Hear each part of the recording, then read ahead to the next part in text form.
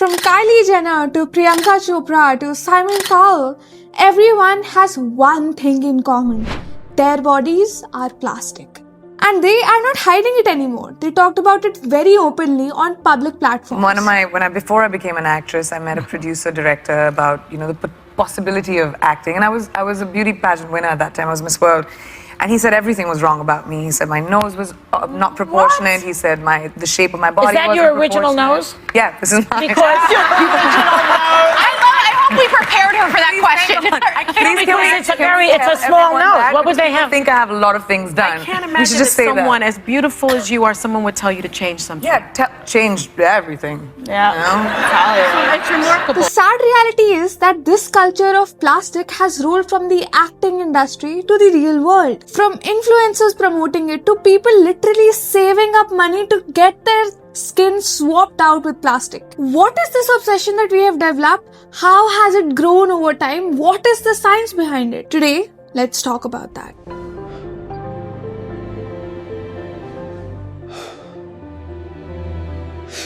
When do you think the first plastic surgery was performed? 1960s? 70s? 1910s?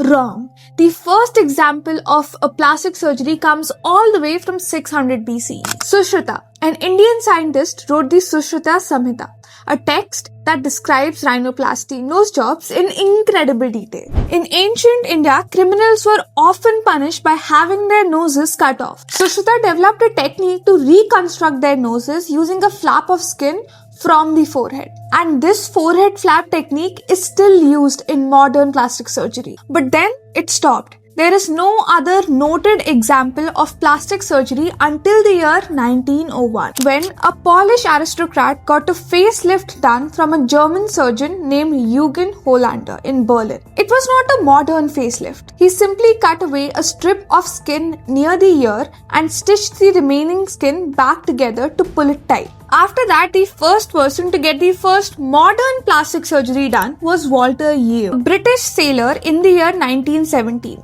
He was treated by Sir Harlard Gillies, who is also known as the father of modern plastic surgery.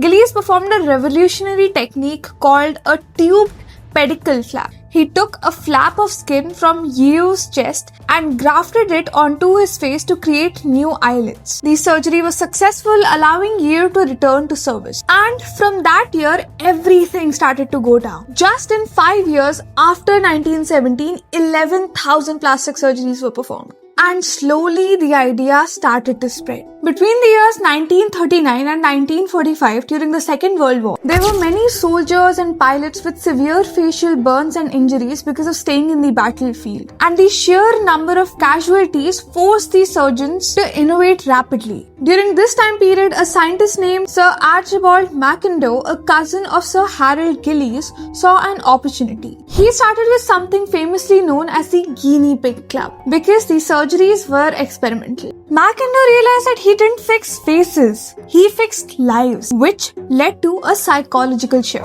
He encouraged locals to invite the bandaged pilots to dances and pubs. This was the first time society was forced to look at deconstructed faces, not with shame but with pride. But in the 1960s, this turned into something different. From fixing the broken to enhancing the healthy. In the year 1962, two Texan surgeons, Thomas Cronin and Frank Giro, developed the first silicone breast implant.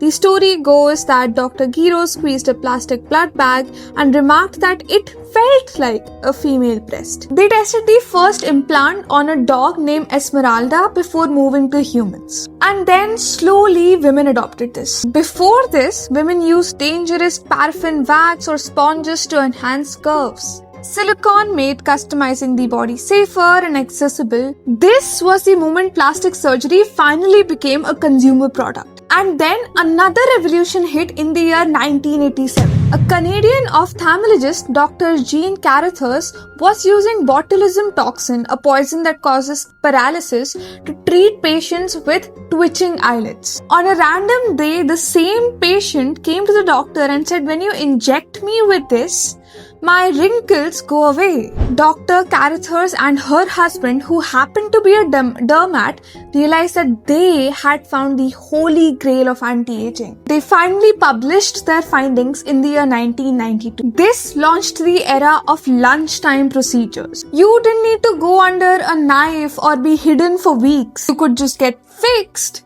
in 10 minutes. This lowered the barrier to entry for millions of people. Eventually, around the 2000s, the secrecy, the feeling of people wanting to hide that they got surgery done, died. This TV show broadcast named Extreme Makeover in the year 2002 brought plastic surgery into living rooms. Nice to meet you. Tell me how I can help you. I have always dreamed of having a nose job. What, is it the bump? Yes. Okay. I got that from my grandmother.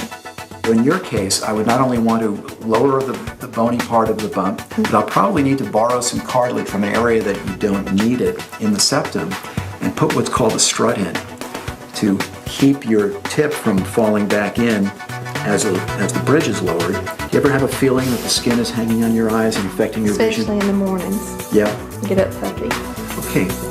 Just a small bit of fatty promise, more on the left than the right.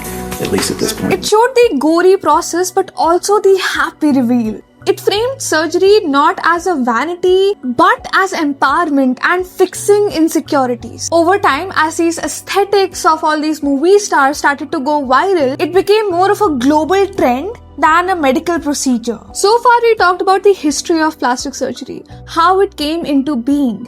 But now let's talk about something which is more important, how it has impacted our heads. Why do even kids want to get their lips filled? We are essentially monkeys with Stone Age brains trying to navigate a digital world that was designed to exploit our deepest insecurities. In the 1940s, a Nobel Prize winning ethologist, Nico Tinbergen, discovered that animals often prefer fake version of things rather than real ones. For example, a bird would ignore its own speckled eggs to sit on a giant, bright, neon blue plaster egg because it triggered their egg instinct more aggressively. In the same way, plastic surgery creates a supernormal stimuli. Our brains have a region called fusiform face area that processes faces. It is evolved to look for symmetry and health. Modern fillers and filters create faces with mathematically impossible symmetry and smoothness. When we look at these super normal faces on Instagram, our primitive brain lights up, registering them not just as attractive but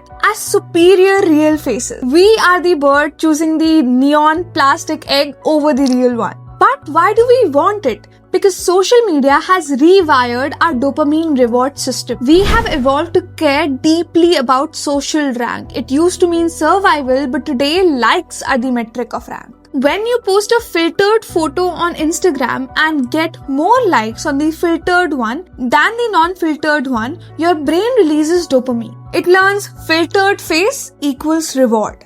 Plastic surgery is your brain's attempt to make that dopamine feel permanent. You are physically editing your body to match the avatar that gets the most social rewards. But the most dangerous effect of this is the rewiring of self-perception. If you stare at a filtered version of yourself for hours, which teenagers do a lot these days, your brain resets its baseline. When you finally look in a mirror, your brain detects an error. It sees your natural pores or bumps not as normal, but as a deformity, because it drifted so far from the digital baseline. This can lead to body dysmorphia disorder, where the brain obsesses over a flaw that others barely see. Studies show that if you have BDD and get a surgery done, your mental health gets worse because the brain just shifts the obsession to a new body part. And because surgeries, fillers, enhancements have become such a common point of discussion, even teenagers want to get it done. Adults usually get surgery done to stand out or to stay young, but teens get surgery done to blend in. They are are scared of being the odd one out in the pool of identical faces on social media.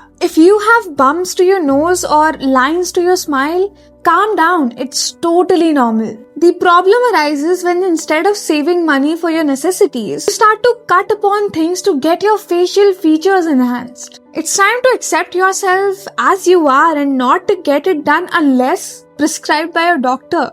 I hope you understand the message that I am trying to put forward through this video. If you have stayed until the very end, don't forget to like, follow, share and subscribe. I'll meet you next week with something else.